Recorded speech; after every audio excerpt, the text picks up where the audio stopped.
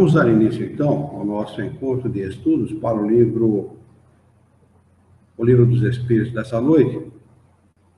Hoje é dia 9 de novembro de 2015, são 19 horas e 50 minutos, 28 graus na cidade de Jaú.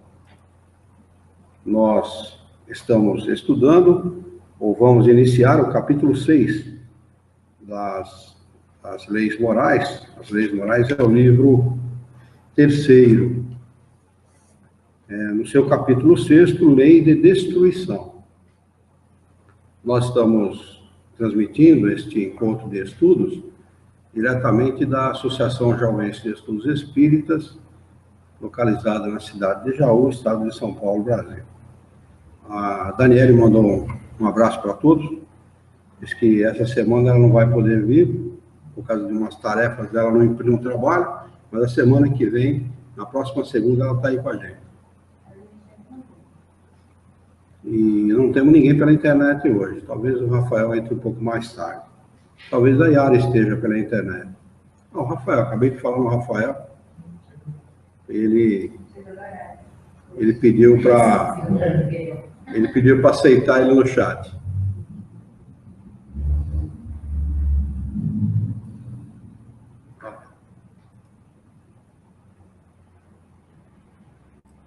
Deixa eu dar uma boa noite para ele. Ele está desejando uma boa noite para todos, viu?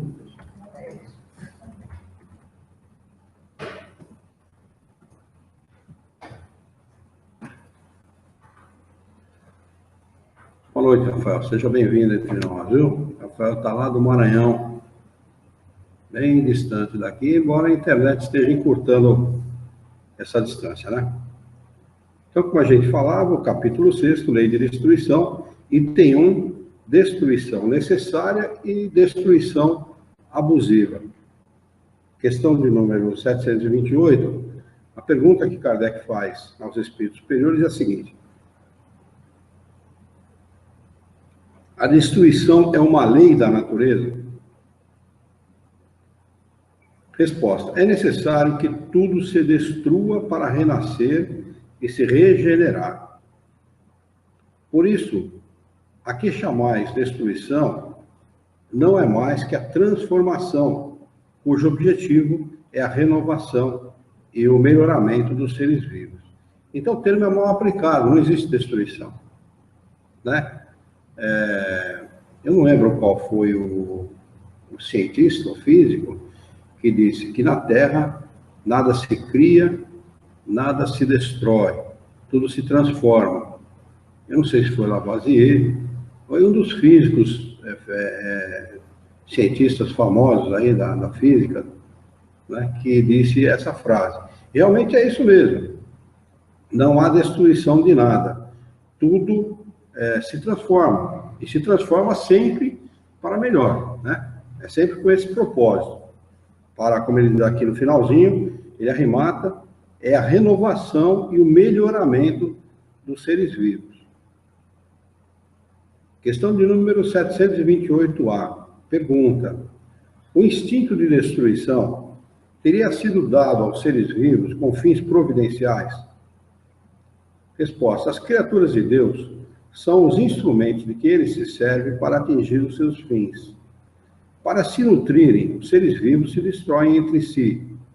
E isso com o duplo objetivo de manter o equilíbrio da reprodução, que poderia tornar-se excessiva, e de utilizar os restos do invólucro exterior.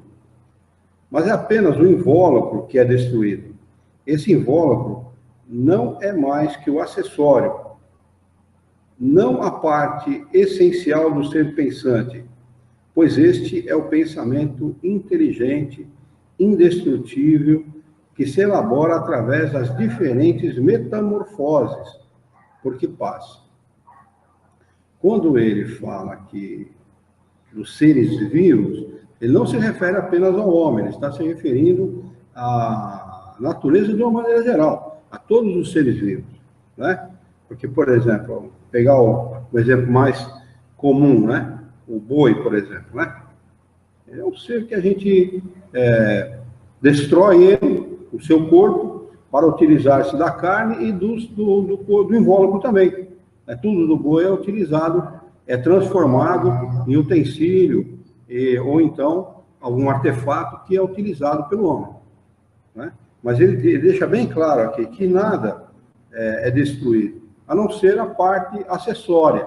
O corpo é parte acessória, embora a gente sempre considere o corpo como essencial, né?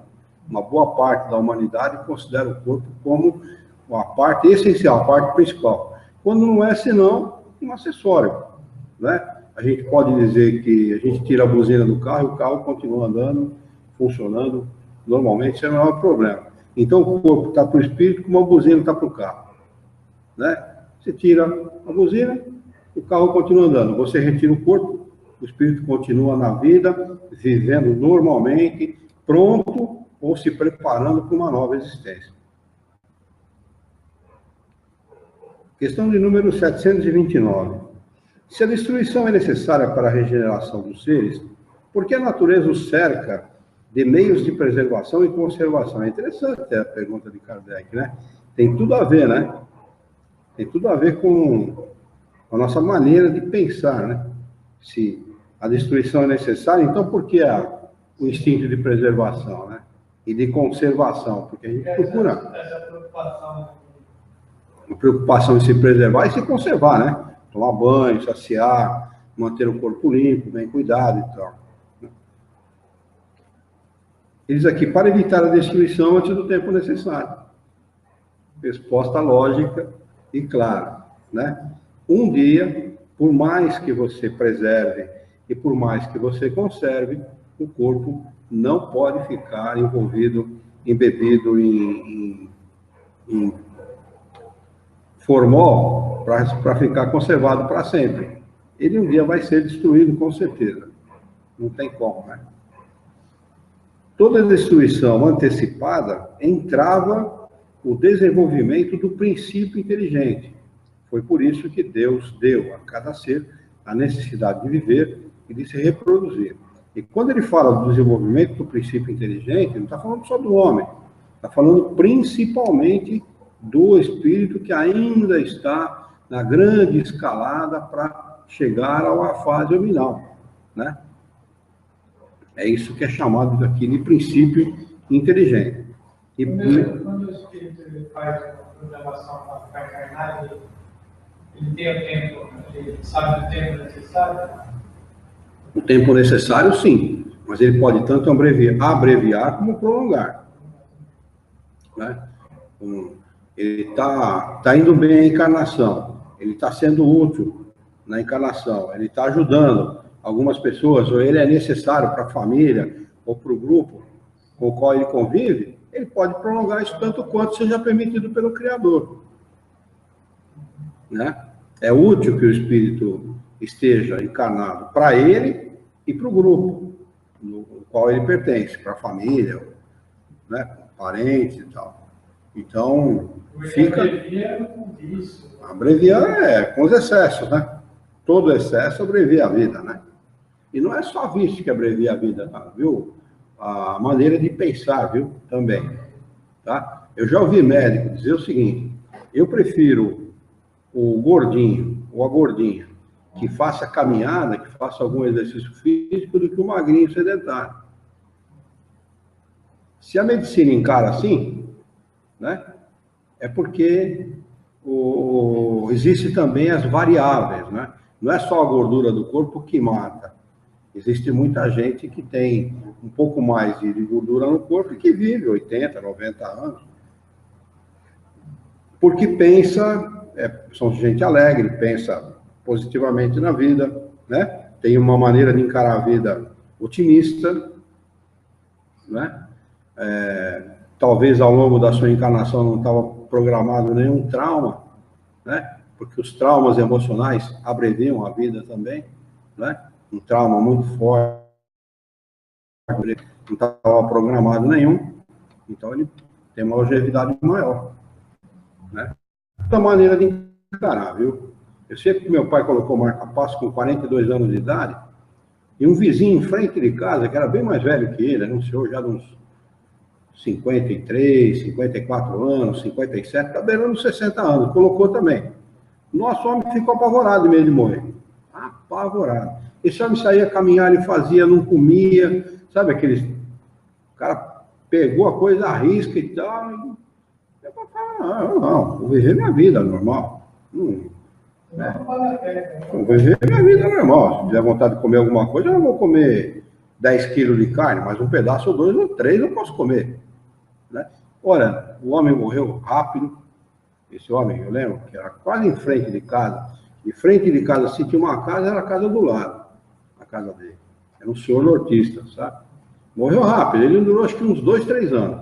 Meu pai durou 28. Depende muito como a pessoa encara as coisas, né? Que uma pessoa que vive 24 horas preocupada com as coisas, preocupada, que se preocupar não é se ocupar. Né? Você está se ocupando antes e, às vezes, o resultado da sua ocupação não é o resultado efetivo mesmo. Às vezes, você está preocupado com alguma coisa, aquilo se resolve sem que você precise interferir nem nada disso. Então, a preocupação não resolve nada. Pelo contrário, ela só traz mal-estar, desequilíbrio, né? Problemas emocionais graves. Isso, a preocupação é uma coisa que é um dos fatores que realmente pode trazer muito problema e realmente antecipar o desencarne de alguém, né? Com certeza. Não é sexta, acho que quinta-feira ela sonha com a gente morta. Nunca sonhou com a gente morta, não acredito, na verdade, é lembrado. Foi a primeira vez que ela sonhou com o pai e com a mãe dela. Já morreu faz alto, nunca tinha sonhado. Levantou para diabetes altíssima e com medo terrível de desencarnar.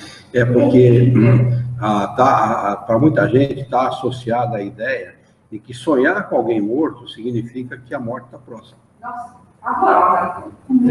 Para muita gente a ideia está associada. Isso é um problema. Né? O preconceito e a crendice também traz muitos problemas para as pessoas. A crendice. Agora também está chegando a hora, velho. Está ficando próximo. Ai, você está próxima besteira. Crendice é uma coisa complicada. Então, vamos lá. Questão de número 730. Pergunta de Kardec aos espíritos superiores. Desde que a morte deve conduzir-nos a uma vida melhor e que nos livra dos males deste mundo, sendo mais de se desejar do que de se temer, porque o homem tem por ela um horror instintivo que a torna motivo de apreensão. Boa pergunta, né? Boa pergunta. Se você excetuar o espírita que realmente entende de espiritismo, porque desse meio aqui, você pode excetuar o espírita consciente. O espírita consciente deseja a morte. Deseja mesmo. É claro que ele deseja no momento certo, no momento apropriado. Mas ele deseja, porque ele sabe que o outro mundo é um mundo melhor. Desde, é claro, que o sujeito tenha a consciência tranquila, porque se ele tiver a consciência pesada, né? Ou se ele alimentar maus pensamentos ou maus sentimentos, é claro que ele não vai desejar desencarnar sem resolver esses problemas. Né? Dá mais um extra aí, porque eu preciso resolver algumas coisas aqui. Mas o espírito está consciente, que tem a cabeça tranquila, que tem a consciência tranquila, ele deseja realmente a morte. Excetuando esse grupo, todo o resto teme. E teme terrivelmente a morte. Eles respondem, já o dissemos, o homem deve procurar prolongar a sua vida para cumprir a sua tarefa. Foi por isso que Deus lhe deu o instinto de conservação. E esse instinto o sustenta nas suas provas. Sem isso, muito frequentemente, ele se entregaria ao desânimo. A voz secreta que o faz repelir a morte lhe diz que ainda pode fazer alguma coisa pelo seu adiantamento. Quando um perigo o ameaça, ele o adverte de que deve aproveitar o tempo que Deus lhe concede, mas o ingrato rende geralmente graças à sua estrela em lugar do Criador. O que ele chama de estrela aqui é sorte, né? É muito interessante ver que os espíritos respondem com muita propriedade. É muito comum você ver pessoas que passaram por acidentes gravíssimos, que estiveram à beira da morte, e que se recuperam dizendo assim: eu estou tendo mais uma chance. Né? Então, há realmente um consenso, né, entre a maioria das pessoas, entre a maioria dos espíritos, de que ele está aqui para cumprir uma tarefa. Muitos não se dão conta disso, mas intimamente ele sabe que sim, ele tem uma tarefa, ele tem um trabalho para ser cumprido, né? E sempre pelo adiantamento dele, né? Sempre pelo seu adiantamento. Tem pessoas que mudam, né? Você pensar diferente. Eu conheci um caso, eu não conheci a pessoa antes do fato, conheci ela depois. Tinha uma casa de couros, numa cidade do Paraná, muito grande, uma casa de couros imensa, grande mesmo. Imagina esse salão, esse prédio nosso aqui, onde está o centro espírita, multiplica ele por 100. Esse espaço aqui por 100 ou mais. E esta era a casa de couro do homem. Imagina o que tinha de coisa lá dentro, imagine o poderio financeiro desse homem. Diz que esse homem era intratável. Ele tratava todo mundo como cachorro, ele era grosso, ele era agressivo, o negócio dele era dinheiro e fim de conversa. E em 1992, se me falha a memória, eu comecei a fazer o norte do Paraná e eu conheci essa pessoa. E uma vez conversando com outro cliente, que não esse, conversando com outro, ele falou: você visita? Eu falei, visito. Você não sabe, você não conheceu aquele homem. Aquele homem era assim, assim, assim, assim, assim. Mas eu falei: poxa, mas ele é tão educado, ele me tratou tão bem e tal. Eu falei: você vê, ele teve um problema de coração. Eu não sei se ele fez pontes de safena e outros tipos de ponte, ou se ele foi transplantado de coração. Sei que a coisa dele foi grave. Foi assim, tipo, para morrer mesmo, né? Condenado à morte mesmo. E foi salvo pelo bom, no último minuto, né? O homem mudou radicalmente. Ele mudou radicalmente. Comportamento, maneira de tratar os outros. Eu nunca tive um diálogo assim mais assim, íntimo com ele, mais profundo a respeito desse assunto. Mas o que me contaram foi que ele mudou radicalmente. Ele era uma pessoa muito afável, chegava perto dele, muito educada, sempre sorrindo e tal. Quer dizer, ele percebeu, né, que realmente tudo que ele tinha, muito pouco significava. Muito pouco significava, porque de uma hora para outra a vida vem, passa uma rasteira, leva o cara embora e acabou, né? Acabou os bens materiais. Questão de número 731. Por que, ao lado dos meios de conservação, a natureza colocou ao mesmo tempo os agentes destruidores? Resposta: o remédio ao lado do mal. Já o dissemos para manter o equilíbrio e servir de contrapeso. Tudo é sábio na natureza, né? Se não houvesse o agente predador, uma das espécies poderia se desenvolver a ponto de ser uma praga no mundo, causar um dano terrível aí para a própria natureza ou para o homem, né? Tem que haver o equilíbrio, tem que haver o equilíbrio. Aliás, para o homem, para a natureza humana, é muito necessário o desencarne. Porque o desencarne não significa apenas renovação de oportunidades, significa renovação da maneira de pensar. E isso é fundamental para a evolução, para o progresso dos espíritos. Que vem espíritos com pensamentos novos, né? Maneiras novas de pensar e de encarar a vida, de encarar as coisas, e as coisas se renovam. Você chacoalha, é mais ou menos como uma água pútrida, né? Com lodo no fundo, e por cima está clarinha, bonitinha, clarinha. Essa é a humanidade, né? Você olha assim, tudo muito bonitinho, tudo muito arrumado, muito perfeito. A hora que você chacoalha a água, suja tudo, né? Então tem que vir esses espíritos que reencarnam para renovar essa situação, esse estado de coisas. É o que tem que acontecer, né? E isso acontece eventualmente, de tempo em tempo, né? A gente faz parte disso, né? Faz parte dessa rotina. E tem que acontecer isso mesmo. As pessoas têm que desencarnar mesmo, tem que vir o novo tem que mudar a humanidade, tem que mudar a maneira de pensar, a maneira de agir, a maneira de ser e dar exemplos para os outros, para que os outros também comecem a pensar e a mudar. Como a gente está sempre na vida, a gente nunca está ausente da vida, né? A gente sai da existência, entra na vida, entra na existência novamente, sai da existência, entra na vida. É sempre assim, sempre se renovando, sempre aprendendo. Sempre melhor. É sempre renovação. É como ele falou aqui, não existe destruição. O que a gente chama de destruição é renovação, né? Rigorosamente é isso. Renovação e melhoramento dos seres vivos. Como ele completa a 728, finalzinho da 728. Renovação e o melhoramento dos seres vivos. Quer dizer, seres vivos de uma maneira geral, né? Inclusive nós, né?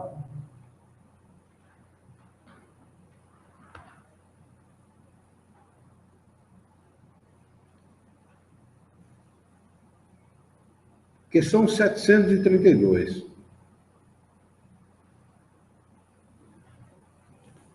A necessidade de destruição é a mesma em todos os mundos? Resposta. É proporcionada ao estado mais ou menos material dos mundos e desaparece num estado físico e moral mais apurado. Nos mundos mais avançados que o vosso, as condições de existência são muito diferentes. Então, aqui a carne alimenta a carne, como ele já ensinou. Nesses mundos, não. Não é assim que funciona. Né? O que para nós é uma necessidade, essa renovação, através do deixar de existir para existir uma outra oportunidade melhorada, lá não tem necessidade disso. Lá isso não é necessário. Então, vocês lembram, né, em Júpiter, né? Como é, né? E aí, não, até o 700, 800, né? Isso são, né, já mais evoluídos. Trabalhos animais vão durar mais. Vão durar, claro. Não tem o predador. Você não tem o predador. Inclusive com a oportunidade de aprender muito mais no contato com o homem. No contato com o ser evoluído. Você vê que aqueles seres que habitam Júpiter, eles não ficam nem terra a terra, eles ficam... A morada é no espaço. Quem fica na terra são os animais, servindo o homem, fazendo trabalho bruto. Né? Na realidade, o peso específico do corpo é outro. Como o peso específico do corpo é outro, o nosso, a força de gravidade atrai para o centro da Terra. Né? Lá não. A força de gravidade deve ser quase zero ou nenhuma, porque os corpos levitam realmente. Eles precisam da união, para continuar evoluindo, né? Precisa também ter a gente, né? Casar, ter filho, etc. Para continuar, né? Eu não sei se a formação de família se dá da mesma maneira que aqui, porque eles não tratam desse assunto, né? Naquele estudo, eles não tratam desse assunto. Eu presumo que é algo semelhante, se não igual. Ou melhor, você não vai deixar o marido. Como é que é? Ou você evolui aqui em outros, né? Também, depois já vai falar, eu preciso disso. Também, né? Não precisa do quê? De ter essa convivência com pessoas que também conviver com eles, seja filho, sei lá. Não, eu acho que Porque é isso que ensina a gente bastante, é a família, né? A família se forma da mesma maneira. Só o que eu quero dizer é que em condições diferentes. Aqui a família se reúne, nós nos reunimos em família com os nossos parentes para parar as arestas do passado. São os inimigos se reunindo na mesma família. Lá a condição é completamente diversa. Lá se reúnem por se amarem. Entendeu? Então você imagina, se esses espíritos são evoluídos a ponto de viverem fora da camada da superfície, né? A ponto disso. As casas são feitas de uma maneira completamente diferente da nossa. Construídas de uma maneira completamente diferente da nossa. Como é que é o sentimento deles? Será que eles são apegados aos seus familiares da maneira que nós somos? Absolutamente não. Então, quer dizer, toda a convivência, tudo aquilo que determina a nossa convivência com os nossos parentes e amigos, não determina a convivência com os parentes e amigos deles. Entendeu? É completamente diferente o sentimento, a maneira de agir, a maneira de pensar, os propósitos. Quer dizer, é uma sociedade que nós mal temos condição de imaginar. Por que não dá para saber mais? Como é que é? Por que não dá para saber mais? Não, dá para saber mais. É que Kardec foi até aquele ponto, quer dizer, os espíritos revelaram aquilo que podia ser revelado. Mas é claro que está implícito isso. Está implícito esse fato da convivência da família, né, daqueles que se unem em família, ser completamente diferente da nossa. Até porque o propósito da vida deles é completamente diferente do nosso. Nós temos que ganhar o pão de cada dia, muitas vezes à custa de ter que brigar com o outro, se desentender com o outro, que o outro está querendo nos prejudicar. Né? Eles não. O propósito da vida deles é vir em mundos como o nosso para ensinar o bem, para estimular o bem. Quer dizer, você imagina, não tem, são mundos que não tem a menor comparação com o nosso. Menor comparação no propósito, na maneira de viver, na maneira de pensar, na maneira de estar juntos. Você imagina um espírito que está saindo desse planeta de Júpiter para viver num mundo melhor do que esse ainda. Você imagina como é que é o comportamento dele. Né? Imagina como é que deve ser o comportamento dele. Né? Então, a bucha é aqui, né? Na realidade, a bucha não é aqui, porque a bucha é ainda no planeta primitivo. Se aqui a gente ainda tem algum sentimento, algum equilíbrio no sentimento, alguma sensibilidade que nos une às pessoas, que faz com que nós tenhamos compaixão, empatia com as pessoas, não é? No mundo primitivo não tem nada disso. A vida é completamente material, ela é vivida única e exclusivamente para satisfazer as necessidades materiais das pessoas, daqueles que ali vivem e convivem. Entendeu? Então não existe nenhum sentimento de solidariedade, por exemplo. Né? Se tem um pedaço de carne caído no chão, quem pegar primeiro, e se o outro tentar pegar e eu puder matar ele, eu mato para pegar um pedaço de carne. É mais ou menos como acontece com os nossos animais aqui. E um mata o outro por causa de um alimento, ou para roubar o alimento do outro. Né? É mais ou menos isso, é muito semelhante ao tipo de vida. Né? Eles não têm tecnologia nenhuma.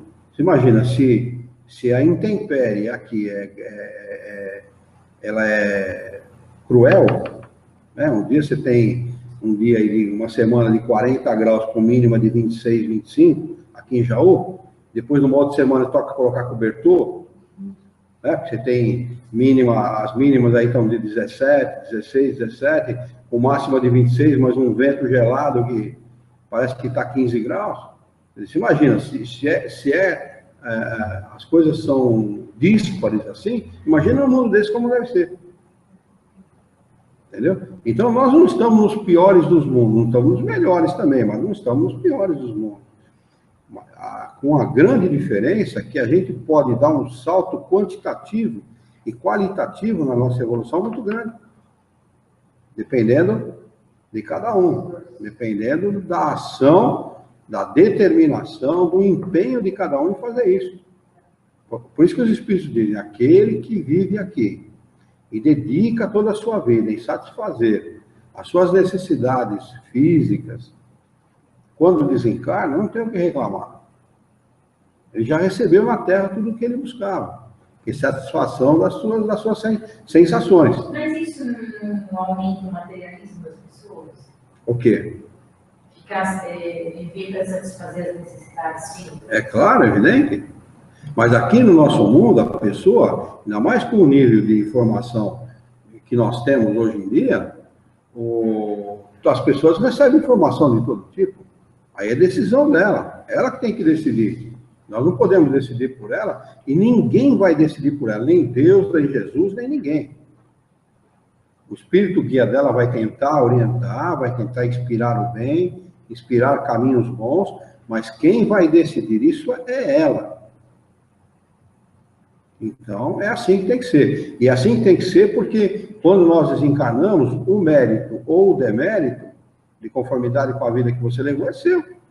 Se você tiver méritos para estar bem na vida espiritual, Você vai se sentir bem porque você conquistou aquilo.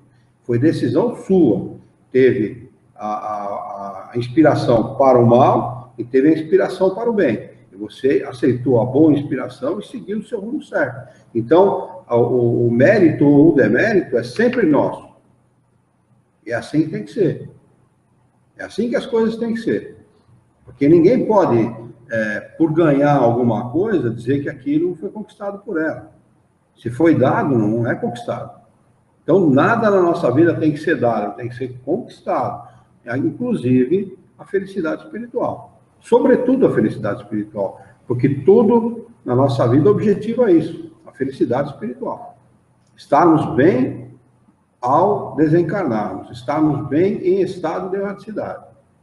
Porque aí você pode escolher, estando bem, você pode escolher o que aprender, quais os cursos a serem feitos, quais as tecnologias a serem estudadas e adquirido, conhecimento a ser adquirido. Você pode fazer um monte de coisa, porque a gente adquire, você aprende em horas o que você leva anos para aprender aqui na Terra, como encarnada. Você imagina o que um espírito pode adquirir de conhecimento, estando em estado de erraticidade e merecendo. Porque ele pode, por exemplo, fazer estágio em outros planetas. Eu quero fazer estágio no planeta Y lá, porque lá tem uma tecnologia que eu quero aprender e eu quero tomar isso por missão. Quando eu reencarnar no mundo tal, eu quero reencarnar naquele mundo e levar essa tecnologia, ter condição de entendimento, de compreensão para levar essa tecnologia lá. O espírito pode ganhar essa possibilidade por mérito, é sempre por mérito. Tanto que a hierarquia no mundo dos espíritos existe, mas ela existe da seguinte maneira: quem está mais elevado do ponto de vista moral e intelectual está acima daquele que está menos elevado. E essa hierarquia é uma hierarquia natural, não é que nem aqui que a hierarquia é imposta. Eu tenho, eu mando. Às vezes o cara é um ignorante, é um energúmeno, é um boçal e manda no outro que sabe muito mais do que ele. Porque aqui a hierarquia é imposta, lá não. Lá a hierarquia, ela é porque é naturalmente, ela é por mérito. Entendeu? Então é isso, a vida é essa. Esse é o propósito. Esse é o propósito. Se a pessoa, ela vive para satisfazer as suas satisfações, as satisfações do corpo físico, qual desencarnar ela vai reclamar de quem? Do quê? De ninguém. Você vai sofrer, você vai ter problema estando em estado de erraticidade, porque você decidiu assim. Ah, mas eu não tive informação. Teve. Lembra aquela vez que foi lá no centro espírita, e o cara comentou sobre reencarnação, sobre caridade, então, sim. É assim que a coisa acontece. É assim que a coisa acontece. Quando o cara é preso, quando ele vai em cana, porque ele roubou, assaltou, matou, ele pode chegar para o delegado, por isso, fazer, eu não conhecia a lei. Se não conhecer, ele deveria conhecer. Porque informação você tem de todo lado. Se você pegar o Código Penal brasileiro, qualquer um pode pegar na internet de graça, é só querer ler, não é? Então você não pode negar desconhecimento da lei. Ninguém pode negar desconhecimento, mesmo da lei dos homens, que dirá da lei de Deus. Porque Kardec pergunta para os espíritos: aonde está escrita a lei de Deus? Isso na consciência. Então a lei de Deus não há como negar, todos nós a conhecemos. Todos nós sabemos dela. Conhecemos com profundidade. É claro que você vai desenvolvendo o entendimento com maior profundidade à medida que você vai evoluindo intelectual e moralmente. Mas nós a conhecemos, não podemos alegar desconhecimento de causa de jeito nenhum. Né? Vamos lá. Questão 733. A necessidade de destruição existirá sempre entre os homens da Terra? Resposta: a necessidade de destruição diminui entre os homens à medida que o espírito supera a matéria. É por isso que, ao horror da destruição, vê seguir-se o desenvolvimento intelectual e moral. Olha, ele matou a pau nessa resposta. Ele matou a pau. Querem um exemplo disso daqui? As guerras. As guerras é o melhor exemplo que a gente tem disso aqui. Ninguém, quando a gente vê depoimento, esses documentários a respeito da Segunda Guerra, da Primeira Grande Guerra, da Guerra Napoleônica, da Segunda Grande Guerra, porque ainda tem muita gente viva que lutou na Segunda Grande Guerra. Quando os caras fazem comentário a respeito disso, em documentário, gente que viveu a guerra, tem gente que a guerra acabou, está com 45, está com 55, com mais 15, 70 anos, né? Que a guerra acabou. Quer dizer, tem gente que lutou lá com 25, 26, 23, 22 anos de idade e está vivo ainda hoje, gente com 80, 90 anos de idade. O cara comenta de cenas que ele viu há 70 anos atrás e chora. Você imagina o horror que não causa uma situação como essa. E é desse horror que o homem tira tudo aquilo que ele precisa para melhorar a sua condição intelectual e moral. É dessa situação. Questão de número 734. Pergunta. No seu estado atual, o homem tem direito limitado de destruição sobre os animais? Resposta. Esse direito é regulado pela necessidade de prover a sua alimentação e a sua segurança. O abuso jamais foi direito. É desnecessário comentar essa resposta, né? Questão 735. Que pensar da destruição que ultrapassa os limites das necessidades da segurança? Da caça, por exemplo, quando não tem por objetivo senão o prazer de destruir sem utilidade? Resposta. Predominância da bestialidade sobre a natureza espiritual. Toda destruição que ultrapassa os limites da necessidade é uma violação da lei de Deus. Os animais não destroem mais do que necessitam, mas o homem, que tem o livre-arbítrio, destrói sem necessidade. Prestará as contas do abuso da liberdade que lhe foi concedida, pois, nesses casos, ele cede aos maus instintos. As caças tradicionais na Inglaterra, por exemplo, a caça à raposa, que é feita até hoje. Nós estamos falando de uma sociedade que é considerada uma das mais desenvolvidas, né, da Terra. Né? Eles aqui, predominância da bestialidade sobre a natureza espiritual. Imaginem que situação moral está a humanidade. Questão de número 736. Os povos que levam ao excesso o escrúpulo no tocante à destruição dos animais têm mérito especial? Resposta. É um excesso, num sentimento que em si mesmo é louvável, mas que se torna abusivo e cujo mérito acaba neutralizado por abusos de toda espécie. Eles têm maior temor supersticioso do que verdadeira bondade. É isso mesmo. Tem gente que protege tantos cachorros e mata, se for preciso, mata o seu vizinho. Né? Destruíram uma estupidez, destruíram 25 anos de pesquisa de um instituto porque usava cachorro para fazer uma pesquisa. Foi 25 anos de pesquisa jogada na lata do lixo. Lembra aquele instituto que foi invadido e destruído? Porque eles usavam aquele cachorro setter, parece, em inglês, uma coisa assim. Né? Usavam o cachorro para pesquisa. Destruíram, simplesmente. Um absurdo. Um absurdo. Lamentável, um absurdo. Coisa de gente ignorante. Entendeu? Coisa de gente ignorante. Item 2. Flagelos destruidores. Questão 737. Com que fim Deus castiga a humanidade com flagelos destruidores? Nós vimos aí o estouro dessa barragem, né, que está acontecendo até agora. Ali eles estão falando em 2 mortes e tal, mas ali deve ter sido centenas, se não uma centena de pessoas, deve estar por perto. Romper uma barragem daquela, alguma coisa teve de errado ali, né? Vamos lá, para fazê-la avançar mais depressa. Não dissemos que a destruição é necessária para a regeneração moral dos espíritos que adquirem em cada nova existência um novo grau de perfeição? É necessário ver o fim para apreciar os resultados. Só julgai essas coisas do vosso ponto de vista pessoal e a chamais de flagelos, por causa dos prejuízos que vos causa prejuízos financeiros, né? Porque enquanto não causa prejuízo para ninguém, o cara não está nem aí com o flagelo. Dane-se quem passou pelo flagelo, né?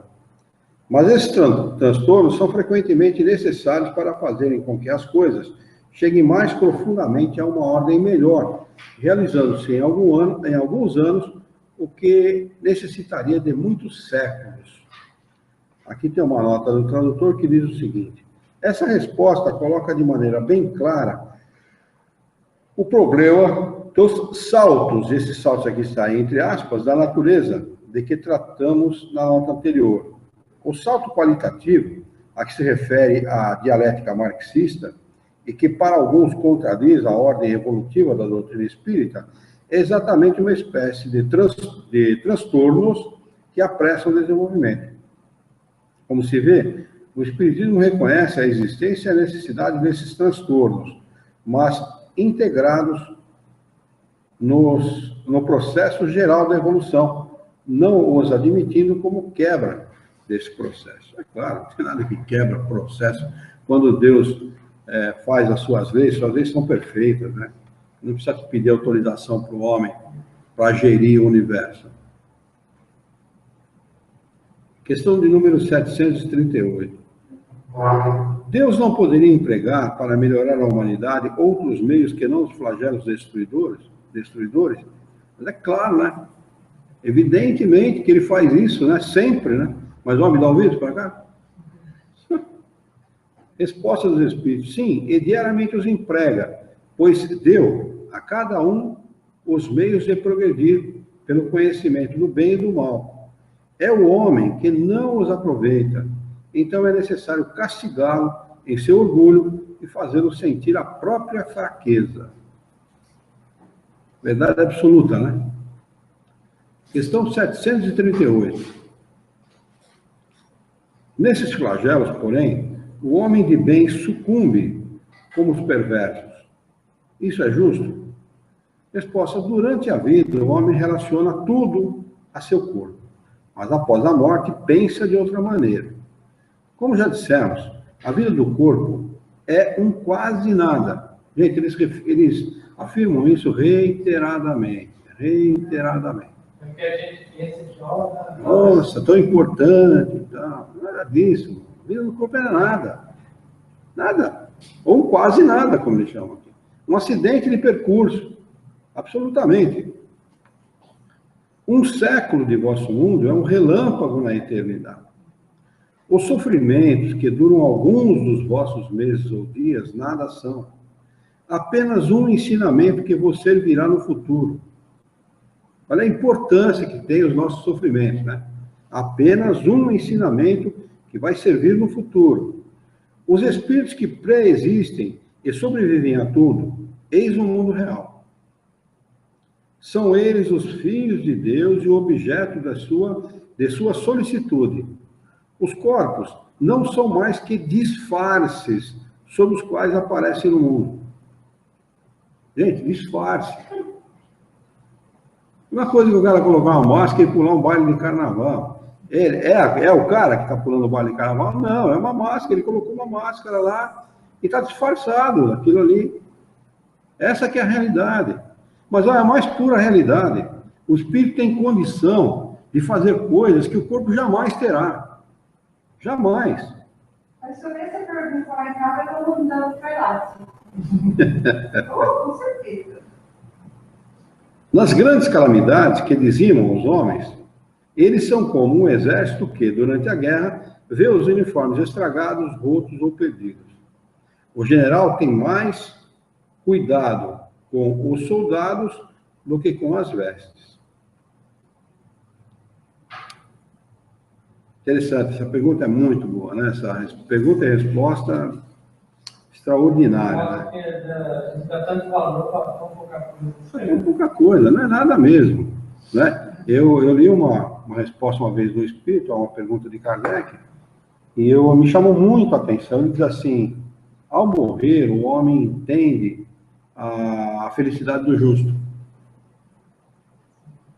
né? Quer dizer, quando você está aqui na carne, seu pensamento está voltado para uma coisa, a sua atenção está voltada para uma coisa. Os seus valores estão voltados para a vida material. Quando você desencarna, muda tudo. Completamente diferente. Tem nada a ver com a vida material. A vida em estado de erraticidade não tem absolutamente nada a ver com a nossa vida material. 738b. Mas as vítimas desses flagelos, apesar disso, não são vítimas? Resposta: se considerássemos a vida no que ela é, e quanto é insignificante em relação ao infinito, menos importância lhe daríamos. Essas vítimas terão, noutra existência, uma larga compensação para os seus sofrimentos, se souberem suportá-los sem lamentar. Acrescenta Kardec a seguinte explicação: que a morte se verifique por um flagelo ou por uma causa ordinária, não se pode escapar a ela quando soa a hora da partida. A única diferença é que, no primeiro caso, parte um grande número ao mesmo tempo. Os flagelos, né? Os grandes flagelos.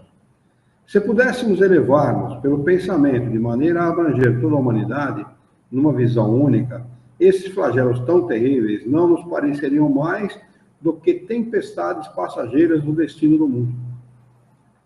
Na realidade, mesmo, não existem vítimas, né? Não existem vítimas. Tudo que a gente vivencia na nossa vida, seja de bom ou seja de mal, é sempre por mérito ou por necessidade de nós quitarmos alguma dívida, algum débito. Então não existe vítima. Se está lá no meio do flagelo, foi engolido pela água, pela lama, pelo terremoto, pelo maremoto, pelo vendaval, seja lá por quê, é porque precisava passar por aquela experiência. Precisava, de alguma maneira, passar por aquilo. E ele vai descobrir isso ao desencarnar, né? O que realmente tem importância, porque aí tem importância, né? Descobrir em estado de erraticidade por que passou por aquilo. Se passou bem, o mérito é todo dele. Se passou mal, demérito, quer dizer, vai ter que passar de novo. Questão de número 739. Esses flagelos destruidores têm utilidade do ponto de vista físico, malgrado os males que ocasionam? Resposta: sim. Eles modificam algumas vezes o estado de uma região, mas o bem que deles resulta só é geralmente sentido pelas gerações futuras. Isso é uma grande realidade. Questão de número 740. Os flagelos não seriam igualmente provas morais para o homem, pondo às voltas com necessidades mais duras? Resposta: os flagelos são provas que proporcionam ao homem a ocasião de exercitar a inteligência, demonstrar a sua paciência, a sua resignação ante a vontade de Deus, ao mesmo tempo que lhe permitem desenvolver os sentimentos de abnegação, de desinteresse próprio e de amor ao próximo, se ele não for dominado pelo rigorismo. Questão de número 741. É dado ao homem conjurar os flagelos que o afligem? Resposta: sim, em parte, mas não como geralmente se pensa. Muitos flagelos são a consequência de sua própria imprevidência. Nesse caso de Mariana, né? Imprevidência da usina, que fez mal à barragem, certamente não fez a barragem com as técnicas devidas, e aconteceu o que aconteceu. À medida que ele adquire conhecimentos e experiências para conjurá-los, quer dizer, preveni-los, se souber pesquisar-lhes as causas. Mas entre os males que afligem a humanidade, há os que são de natureza geral e pertencem aos desígnios da providência. Desses, cada indivíduo recebe, em menor ou maior proporção, a parte que lhe cabe, não lhe sendo possível pôr nada mais que a resignação à vontade de Deus. Mas ainda esses males são geralmente agravados pela indolência do homem. Acrescenta Kardec a seguinte explicação a essa resposta. Entre os flagelos destruidores, naturais e independentes do homem, devem ser colocados em primeira linha a peste, a fome, as inundações, as intempéries fatais à produção da terra. Mas o homem não achou na ciência, nos trabalhos de arte, no aperfeiçoamento da agricultura, nos afolhamentos e nas irrigações, no estudo das condições higiênicas, o meio de neutralizar ou pelo menos de atenuar tantos desastres? Algumas regiões antigamente devastadas por terríveis flagelos não são hoje resguardadas? Que não fará o homem, portanto, pelo seu bem-estar material, quando souber aproveitar todos os recursos da sua inteligência e quando, ao cuidado da sua preservação pessoal, souber aliar o sentimento de uma verdadeira caridade para com os semelhantes? Pura realidade, né? Eu vi um técnico da Embrater, não lembro agora o nome certo, talvez o Rafael possa me ajudar, Embrater, acho que é Embrater, né? Dizendo que o Brasil antigamente tirava uma safra por ano de grãos. Depois passou para 2, hoje está em 3. E já vai para a 4ª safra. 4 safras por ano de grão. Olha o que é a tecnologia, né? Você faz a terra produzir 4 vezes mais do que seria o natural, o normal, né? Quer dizer, o flagelo da fome, que é um dos piores flagelos que existe, hoje praticamente está afastado, porque o homem, pela sua tecnologia, né, os recursos que tem de conhecimento, aplicação da inteligência e dos recursos que isso gera, está praticamente colocando de lado um dos piores flagelos, né? Sempre dizimou centenas, milhares de vidas, né? Pela fome. Isso é um dos, né? Mas existem outros flagelos naturais que podem ser perfeitamente serem previstos e evitados pelo homem. Jesus não fala isso? O homem que construiu a casa sobre a areia e o homem que construiu a casa sobre a terra, sobre a pedra, ele estava se referindo à fé, né? A fé religiosa. Mas a gente pode dizer a mesma coisa. O homem previdente, ele não constrói a casa sobre a areia, né? Ele vai construir a casa sobre a rocha, porque aí podem vir chuvas e tempestades e não vai acontecer nada com ele, né? Assim é aquele que constrói a sua casa. Eu, quando construí minha casa, o engenheiro veio visitar a obra e, coincidentemente, estavam fazendo o contrapiso da casa. E eu mandei que o pedreiro colocasse malha de ferro no contrapiso, 40 por 40. Uma malha de ferro de 40 por 40. Aí ele veio lá, Paulo César Zuardo, até posso citar o nome dele, que é um grande amigo, é espírita também, e muito querido, um amigo muito querido. Disse assim: Herrera, para que você mandou colocar esse ferro aí? Eu falei: Paulo, você já viu o contrapiso afundar? Ele falou: já. Eu falei para ele: esse não afunda.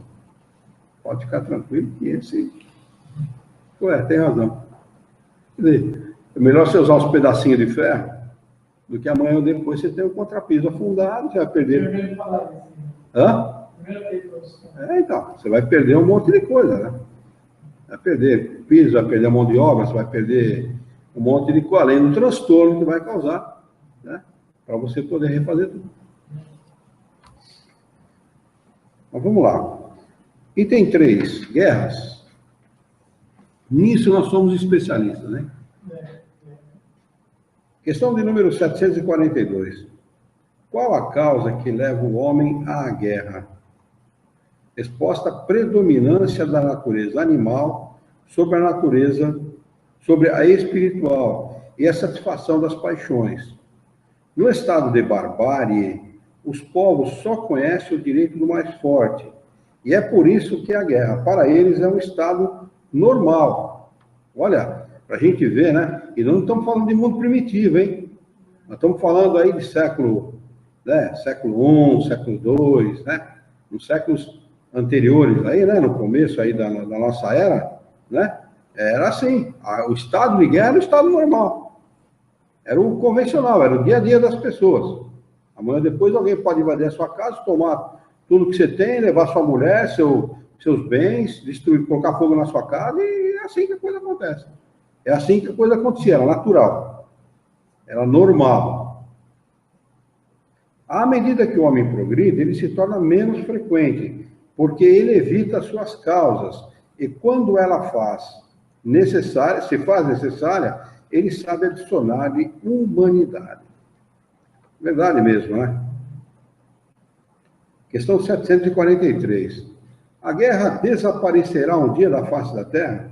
Resposta sim, quando os homens compreenderem a justiça e praticarem a lei de Deus. Então todos os povos serão irmãos. Questão de número 744. Qual o objetivo da providência ao tornar a guerra necessária? Resposta: a liberdade e o progresso. Olha que interessante, né? Isso é um objetivo da providência divina, viu? Embora não pareça, né? De tão cruel, tão sanguinária, causa tanta morte, tanto problema, né? De cara assim, o objetivo é a liberdade e a providência, né? O homem tem que conquistar as coisas. Nada vem de graça. Nem a liberdade, nem o progresso. É o que vai causar, né? O pós-guerra causa isso, né?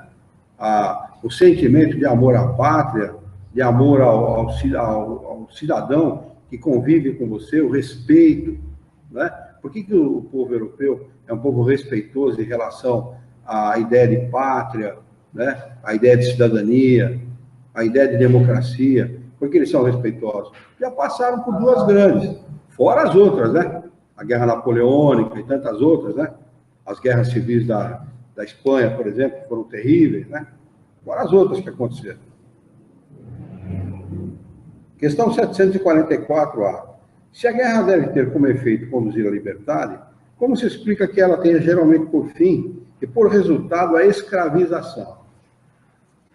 Resposta: escravização momentânea, para sovar os povos, a fim de fazê-los andar mais depressa. Dorme com um barulho desse. Dorme com um barulho desse. Hã? Sovar o que é? Não quer ir? Você não quer ir? Você vai. Tem, como diz o baiano, tem que for, né? Se não quer ir, tem que for. Não adianta, não tem jeito. A lei é de progresso, viu? Não tem jeito de se eximir dela. Tem duas maneiras. O homem tem duas soluções, duas saídas. Ou ele progride ou ele progride. Se você não progredir por bem, você vai progredir por mal. Mas você vai progredir. Quer queira, quer não queira, vai progredir. Então é melhor fazer espontaneamente, não é? Sai mais barato, né? O sábio faz isso.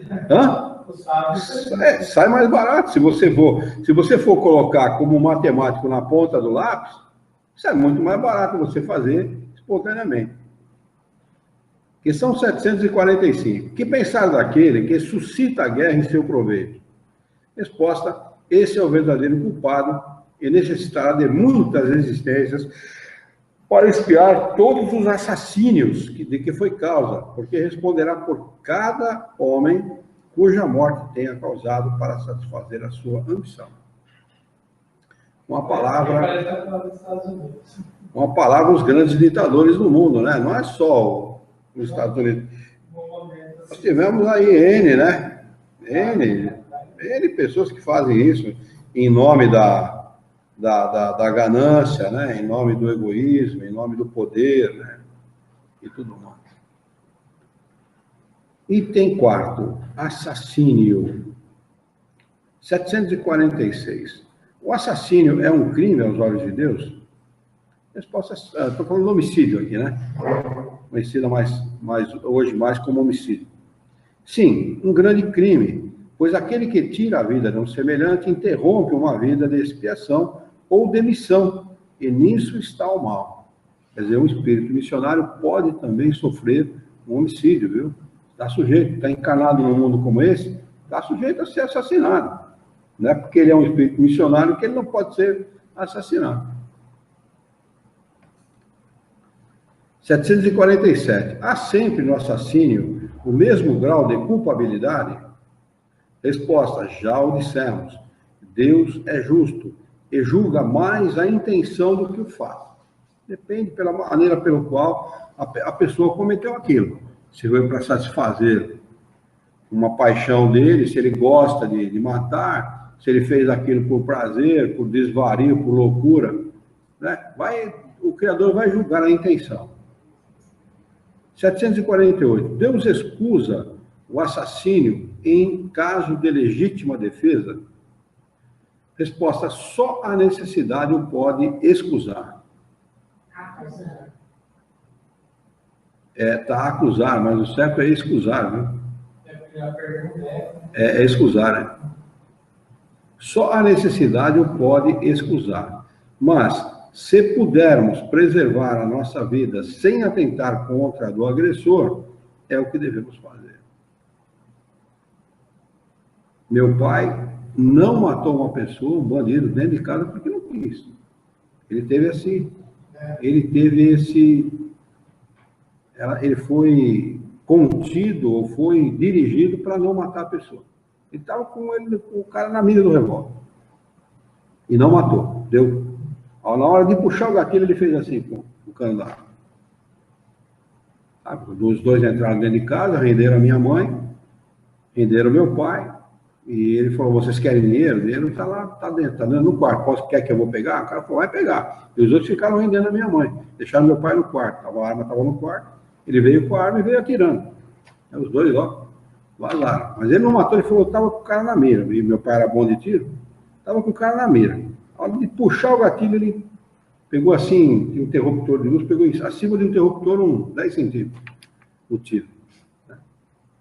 Então, era uma legítima defesa, né, se fosse ver. Mas ele não teve a necessidade de matar, porque os dois já estavam indo embora, o cara não enfrentou ele, né? Se enfrentasse, talvez se viesse para cima, talvez a gente fosse obrigado, né? 749. O homem é culpável pelos assassínios que comete na guerra? Resposta: não, quando é constrangido pela força. Mas é responsável pelas crueldades que comete. E muita gente comete muita crueldade quando está na guerra, né? Assim também o seu sentimento de humanidade será levado em conta. Questão de número 750. Qual é o mais culpável aos olhos de Deus, o parricídio ou o infanticídio? Aquele que mata o pai, aquele que mata a criança? Resposta: um e outros o são igualmente, porque todo crime é crime. Questão de número 751. Por que, entre certos povos já adiantados do ponto de vista intelectual, o infanticídio é um costume e consagrado pela legislação? Está falando do aborto, certamente, né? O desenvolvimento intelectual não acarreta a necessidade do bem. O espírito de inteligência superior pode ser mau. É aquele que muito viveu sem se melhorar. Ele o sabe. Vamos anotar aqui hoje, dia 9, o item 5, crueldade, para nós retomarmos no nosso próximo encontro. Segunda-feira que vem, acho que é dia 16, né? Deixa eu ver aqui. 16. Nós temos o nosso encontro normalmente. Vamos lá, gente. Comentários, perguntas. Tem valor na possível guerra.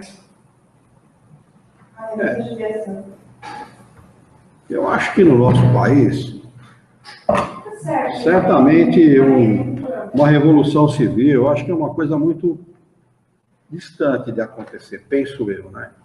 Mas uma terceira guerra mundial não está descartada, né? Uma terceira guerra mundial não está descartada. E se acontecer, não há por que temer, né? Não há por que temer, porque se acontecer uma terceira guerra mundial, a maioria das pessoas vão ser dizimadas. A maioria.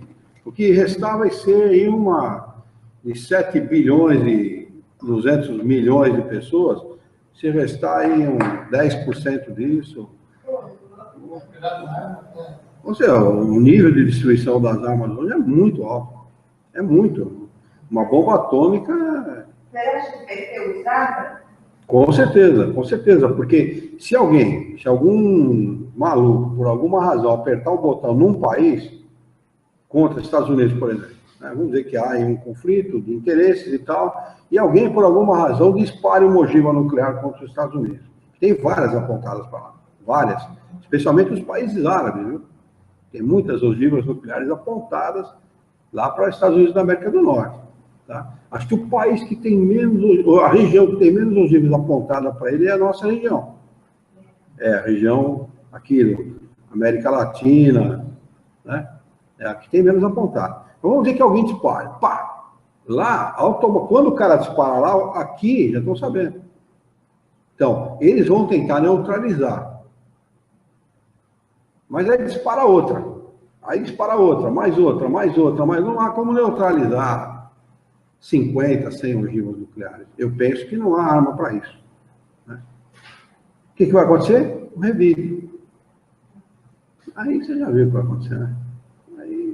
Porque aí não vão disparar só contra os Estados Unidos da América do Norte, vão disparar contra a França, Inglaterra, quem mais? França, Inglaterra, eu acho que aí nesse meio entra a Alemanha, né, que é considerado um imperialista também, né? Guardado as devidas proporções aí, porque o grupo que se reúne para comandar o mundo é Estados Unidos, Inglaterra, França, Alemanha, Japão, né, que são os que têm mais poderio econômico. Né? Certamente contra isso vai ser disparado uma... E tem gente que não vê a hora de apertar o botãozinho. Tem uns árabes que ficam lá lendo o Alcorão, que não vê a hora de apertar o botãozinho. Como é que é? Aquele lá, aquele coreano é terrível. Você fica numa ideia de durabilidade, porque essa coisa vai ser mais rápida. Vai ser mais rápida. É que tem ogiva nuclear aí que não precisa muito, por exemplo, uma jogada sobre o estado de São Paulo, sobre a cidade de São Paulo, vai devastar a cidade inteira e mais um pouco. Você imagina, né? Só a cidade de São Paulo moram 17 milhões de pessoas. 18, deve estar perto dos 18 milhões de pessoas já ou mais. Quer dizer, imagina o que vai acontecer, né? Isso é uma coisa mais rápida. Não adianta temer muito, porque a hora que dispararem, a coisa vai tomar uma proporção inimaginável, porque não é só a destruição imediata, é os efeitos posteriores, né? Que é o grande problema de uma guerra como essa. Então, Se você estiver por lá, vai querer já ser na primeira, já, né? Vai acontecer o que vai acontecer o que tiver que acontecer. Eu não fico pensando muito nisso, não. Se tiver que acontecer, que aconteça, seja feita a vontade de Deus. Não ligo muito pro troço, não. Se tiver que acontecer, que seja feita a vontade dele. Né? Mas não está descartada há muita possibilidade de uma terceira grande guerra, não. É muito provável. Muito mesmo. Muito provável mesmo. A possibilidade, acho que de 1 a 10 é 9. Eu acho que vai partir precisar. Né? Vai, porque o conflito de interesse é muito grande. Né? Quem detém a maior jazida, os maiores recursos de petróleo, é o mundo árabe. Quem quer tomar esses recursos, que precisa terrivelmente deles, os Estados Unidos da América do Norte e os grandes imperialistas. Japão, por exemplo, não tem nenhum recurso natural. Ferro vai tudo daqui, uma boa parte de bauxita, manganês, mica, sílica, que é usado para fazer computadores, vai tudo daqui. O Brasil exporta commodity, em vez de exportar matéria-prima acabada, exporta commodity, uma grande burrice. Né? Ali nós somos campeão de burrice. O minério de ferro, por exemplo, é centavos de dólar para eles. Eles são o maior produtor de aço, um dos maiores produtores de aço do mundo, não tem 1 grama de minério de ferro. Então, esses caras aqui dominam o mundo. Né? E eles subjugam, eles submetem. Você vê, toda vez que tem alguém produzindo ou pesquisando a respeito de arma nuclear, está os Estados Unidos em cima. Né? Está eles lá em cima, não quero que faça, não vai fazer e tal, ameaçando, né? Ó, você vê, faz quanto tempo? 50, acho que foi em 1954 que os Estados Unidos impôs o embargo econômico contra Cuba. Se eu não me engano, foi 54, 57, uma coisa assim, né? São 55, 57 anos de embargo econômico contra Cuba. Eles colocaram, deixaram o povo à míngua. Cuba, a miséria é grande, eles têm muitos recursos em termos de educação e medicina, né? Mas é só o que eles têm. Outras tecnologias não têm, outras coisas eles não têm. O carrinho deles lá, terrível, terrível, né? É carro dessa época. 54, 55, 52, né? Quer dizer, e coloca o embargo econômico porque o idealismo daquele povo não é o mesmo ideal dos Estados Unidos da América do Norte. Com o potencial que eles têm, eles mandam no mundo, eles têm tudo, né? Bem econômico, conforto, tem de tudo lá, né? Mas eles querem impor pela força. Isso vai gerando ódio, né? E o ódio gera uma coisa chamada desejo de vingança. Então, entra na outra. Esse 11 de setembro que aconteceu lá, né? Foi isso aí. Uns dizem que não houve atentado terrorista, coisa nenhuma. Tem muita especulação nisso, mas eu vi na televisão, no dia que aconteceu, eu estava na televisão vendo, né? Foi terrível, né? Quer dizer, então, não custa muito para alguém apertar um botãozinho. Acho que tinha mais 2 ou 3 para cair, não acabaram. 2 ou 3 aviões que eram para cair, acabaram não caindo, né? Acabaram não atingindo o alvo. Né? Lamentável, né? Fazer o quê? Cada um sabe o que faz, mas toda vez que você impõe uma sanção econômica, que você impõe uma situação de violência, de guerra, de miséria imposta, cada vez que você fomenta a guerra, porque os Estados Unidos faz muito isso, ele fomenta a guerra, às vezes até dentro do mesmo país, um povo contra o próprio povo, né? Guerra civil, por exemplo. Eles fazem muito isso na África. Para quê? Para poder vender arma. Isso, imagine o grau de ódio, né? De desejo de vingança que isso gera na cabeça das pessoas. Então, vai chegar um dia que vai ser inevitável, né? Então, vamos lá, vamos fazer a nossa prece de encerramento? Vamos elevar o nosso pensamento, mentalizar a figura sempre amiga daquele que é o nosso mestre, modelo e guia da humanidade, Jesus de Nazaré. Juntos com Jesus, vamos nos dirigir ao Criador, ao Senhor da vida, fonte inesgotável de paz, de amor, de bondade, de misericórdia e justiça, para agradecê-lo muito pela oportunidade de estarmos aqui reunidos em seu nome para estudarmos as questões propostas pelo Livro dos Espíritos dessa noite.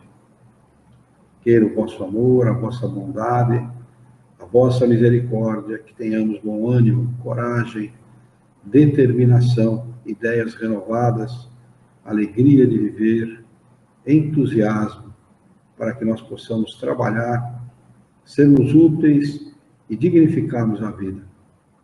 E ajuda-nos, Senhor, dá-nos a coragem necessária para que possamos honrá-la por um profundo e sincero respeito pelo nosso próximo.